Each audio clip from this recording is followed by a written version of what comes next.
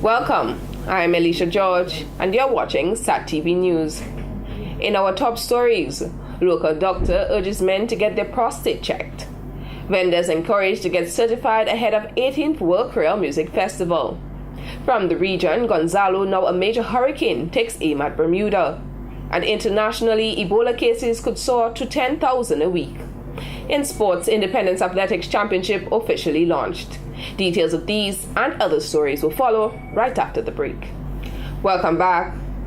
With prostate cancer on the rise, men aged 40 and over are being urged to ensure they visit their local health center to get their prostate checked.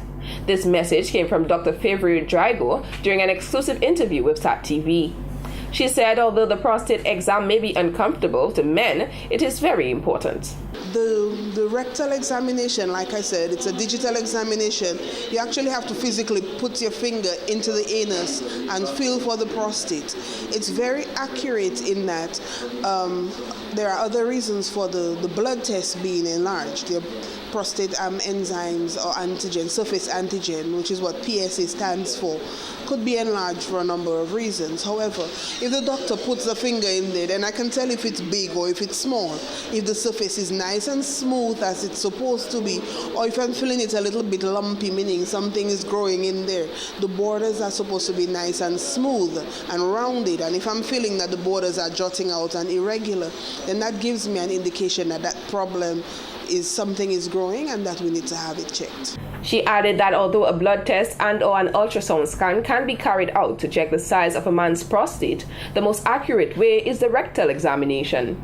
Some of the symptoms of an enlarged prostate include difficulty passing urine, frequent stops to urine flow when passing urine, and lower back and/or abdominal pain. If you can imagine in your mind a small egg, a very small egg, a bird egg, that's supposed to be nice and smooth and rounded, as opposed to something that's lumpy and irregular. Once you feel that irregularity versus a nice, smooth, round surface that you're supposed to feel, then that's a red flag as well that something is going on in this prostate. It will not always be cancer, because there's benign prostatic hypertrophy, meaning your prostate is just enlarged, but there are no cancer cells in there. And to define whether there are cancer cells or not, then we send you for a biopsy. So a prostate biopsy is done, the sample is sent to the pathology lab, and then we look for the cells in there. Dr. Drago said most men show signs of an enlarged prostate. However, checking to make sure their prostate does not contain cancer cells is vital. According to Dr. Drago, to maintain a normal prostate, diet and exercise are very important. She said foods such as grapes, tomatoes, and cranberry juice are very useful for the prostate as they help prevent inflammation, which results in an enlarged prostate. The important thing is living a healthy lifestyle. So promiscuity, you would not want that. If you are having unsafe sex, that's one of the triggers, that's one of the risk factors. People question if having too much intercourse affects how your prostate gland works, but as with everything in nature, anything that is in excess is not good. So you pace yourselves with your intercourse, you pace yourself with food, you pace yourself with the amount of water you drink, you pace yourself with exercise, and all of this in conjunction, once there's a natural balance, then your prostate should stay healthy. She went on to say most men who undergo the examination showed signs of an enlarged prostate, which is of a national concern as they are vital to the workforce of any country. Vendors wanting to sell during the World Creole Music Festival, WCMF, are being advised to get registered at the Environmental Health Department in order to avoid being ordered off the premises.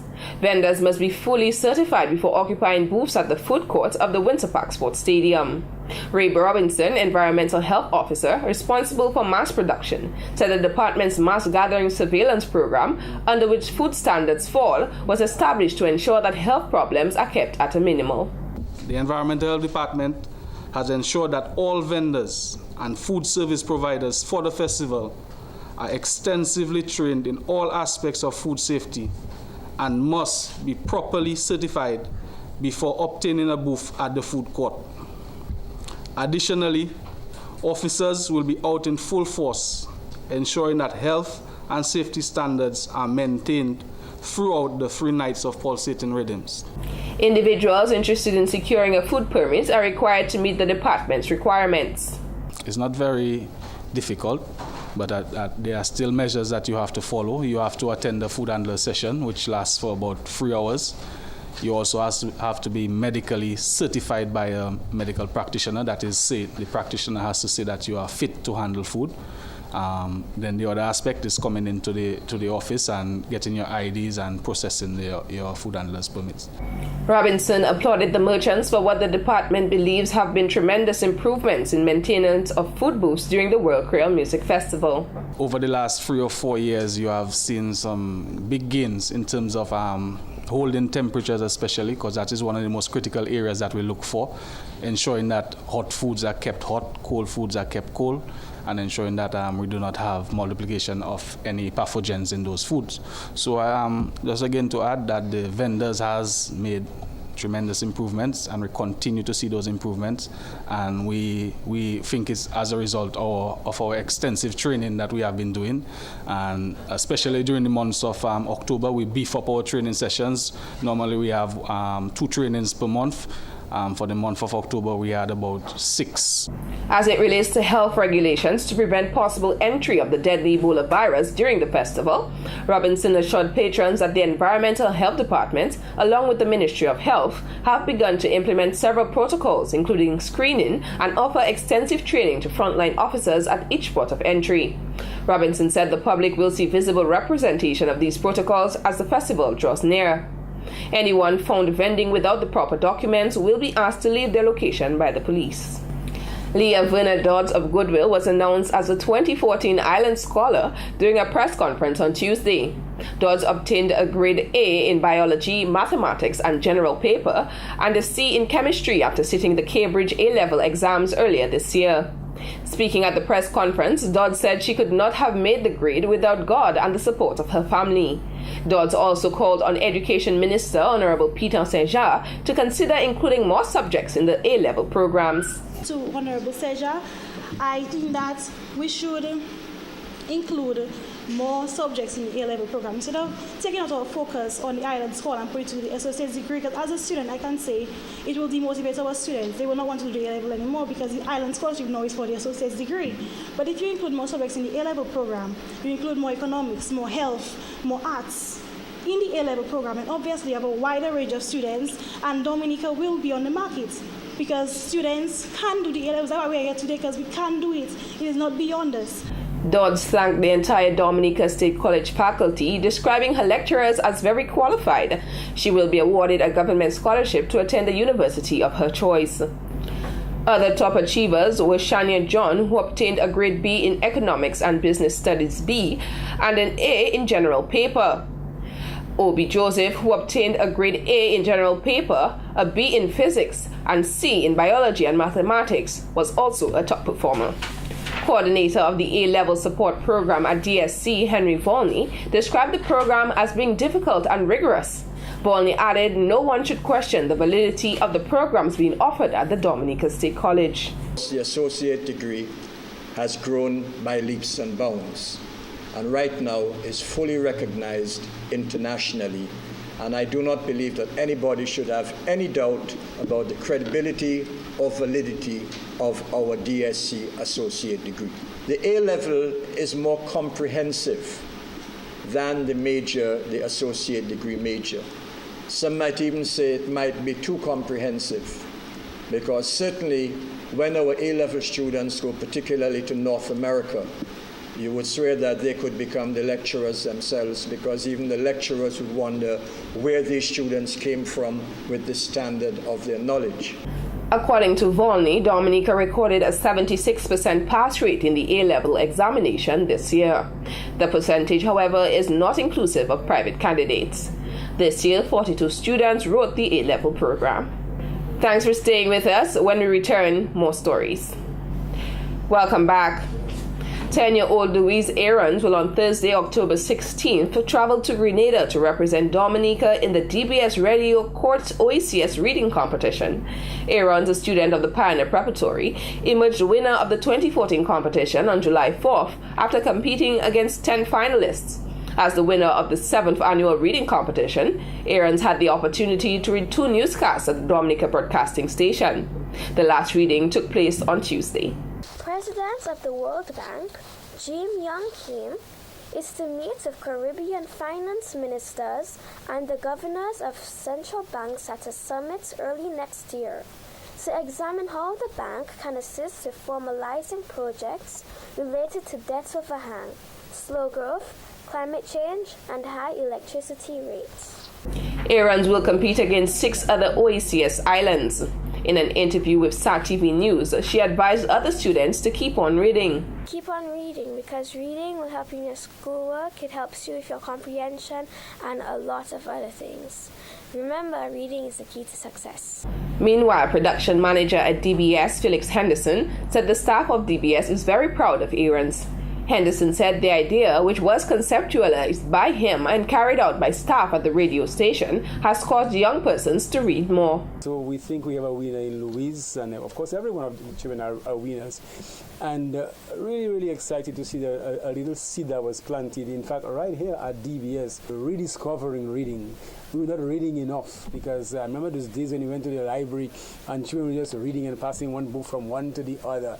That was sadly lacking because of television, that definitely affected reading. But we can see more children wanting to read now, and we're very excited about that.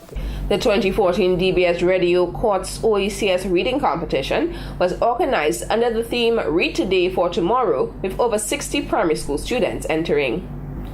The United Workers' Party, UWP candidate for the Collie-Ho constituency in the upcoming general elections, Nicholas George, has denounced the DLP administration's social welfare policies and is advocating a system of transferable pensions. It is not right for an elderly person, 70 years and over, to be begging a politician or to only expect to receive aid if a politician is seeking votes, that they will say to you that I will give you $200. Just so you can remember that I was the one who gave you the $200. So you can vote for me. People who engage in that kind of activity are engaging in unethical and immoral activity, as far as I'm concerned. We should not be exploiting our elderly or any sector of our community like this. George said under UWP government, he would propose that civil servants' pensions are transferred to their widows and widowers, unlike the inadequate and unfair system which exists under the current regime. Prime Minister Honorable Roosevelt Skerrit, during his 2014-2015 National Budget Address, announced then that effective October 1st, 2014, all persons 70 years and older with no known source of income or whose income is less than $200 a month would be entitled to a cost of living grant of $200 a month. I have a particular case that hurt me in Collie-Ho, where we had a 40-year veteran nurse in the village who was married to a police officer. The police officer died. He was receiving a pension, and his pension was not transferable. Despite numerous appeals and letters written to this present government, there was no compassion in addressing this issue. And I will be proposing the Gwendolyn Pascal amendment to the Pensions Act when I get into Parliament, to ensure that civil servants who are married and in receipt of a pension have their pensions transferred to their widow or widower. He said this is important as when one passes away, the mortgage and other financial commitments are left to their spouses.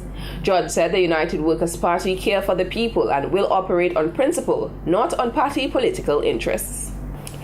Starting tonight, the second staging of Dominica's Nature Island Challenge will be aired on Carib Vision in Dominica, the region, Canada, Ontario, and Quebec, and the U.S. tri-state area, New York, New Jersey, and Connecticut. The Nature Island Challenge 2.0 was filmed over the course of 4 days and featured teams from Dominica, Trinidad, and the USA. Starting Thursday, the show will be aired from 5:30 p.m. On Friday 17th, 8:30 p.m., Saturday 18th, 9 p.m., Sunday 19th, 9:30 p.m., Monday 20th, 5:30 p.m., Tuesday 21st, 11 p.m., Wednesday 22nd, 10:30 p.m., Thursday 23rd, 7 p.m., and Saturday 25th at 6:30 p.m. Dominica's Nature Island Challenge was previously shown on NBC Sports, Outside Television, and the Universal Sports Network for international coverage. Meanwhile, country teams are reminded to apply to participate in Dominica's Nature Island Challenge 3.0. This has been the local segment of the news.